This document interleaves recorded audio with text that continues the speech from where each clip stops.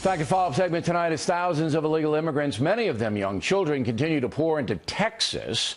The state's taking unilateral action. Joining us from Washington, Governor Rick Perry. So what are you guys going to do down there to stop all this chaos? Bill, obviously this has been going on for some time. We've been flagging this issue, calling it to the attention of this administration since 2009. 2010, I gave the president a letter on a tarmac.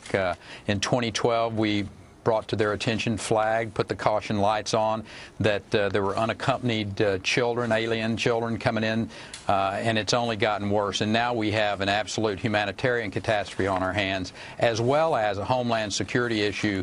And the federal government must step in and do their part to uphold their constitutional duty to secure that border.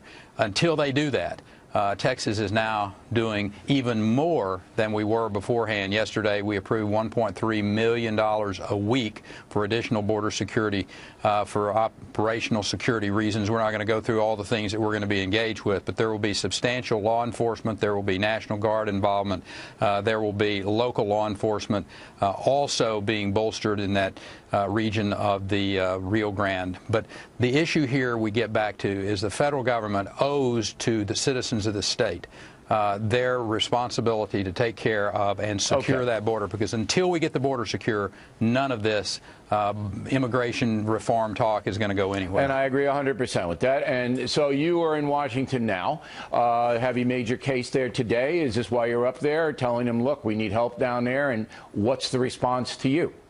Well, we were on the phone to the Secretary of Homeland Security, Jay Johnson, and I shared with him very clearly. Hopefully they understand the gravity of what's going on. Supposedly the vice president's going to be down in either Guatemala or one of the Central American countries over the next 24 to 48 hours, which brings up the entire issue of this many people moving from Central America through Mexico to the southern border of the United States. I don't think this just happened by accident. I mean, we've got to be diplomatically engaging our neighbors to the south and making sure that they understand they have a responsibility as well to keep this from happening. Yeah, I mean, look, they got to cross into Mexico from Guatemala and Honduras and El Salvador. So we know that the people smugglers make a lot of money. We know that word on the internet and in the local media down there is if you come to America, you can stay, and that's largely true.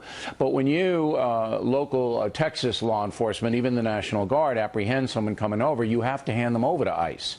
All right, you have that's the law. So you can't push them back across the river or tell them to go back where they came from. You have to treat them humanely. They know that. They're seeking you out, the aliens and the children. You have to give it to ICE, and then ICE flies them around. Massachusetts, Arizona, wherever it may be, wherever they say they have an uncle or an aunt or whoever. So I don't know if you spending all the money are going to do anything at all to control the situation. Yeah, well, there's two issues here, Bill. One of them is that when you put a presence, when you put a law enforcement's presence on the border, whether it's National Guard, whether it's law enforcement of some form or fashion, state police, local police, and what have you, it does have an impact on those illegal activities. And that's what Texans want to see, is that the illegal activities are brought to a close as quick as they can. Here's the other issue from my perspective. I'm a governor of a state who has major natural disasters from time to time. Hurricanes come in. Hurricane season is just starting.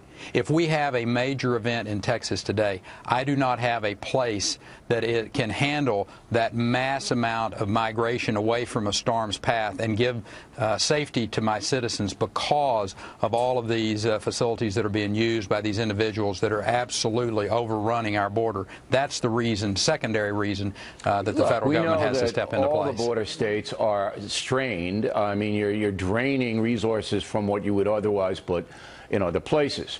Are you saying tonight, though, Governor, that President Obama doesn't care about the issue? He just blows you off, ignores you? Have you been telling him for years you need help and he doesn't respond? Is that what you're saying tonight?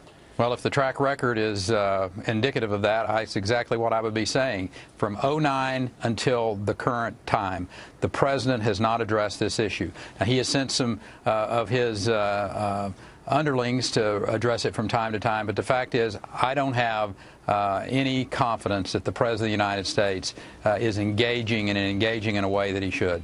All right. We have called for a boycott of Mexico. We did that last night because we believe the Mexican authorities help the people smugglers by getting these children up there. We think that is an atrocity against the children themselves.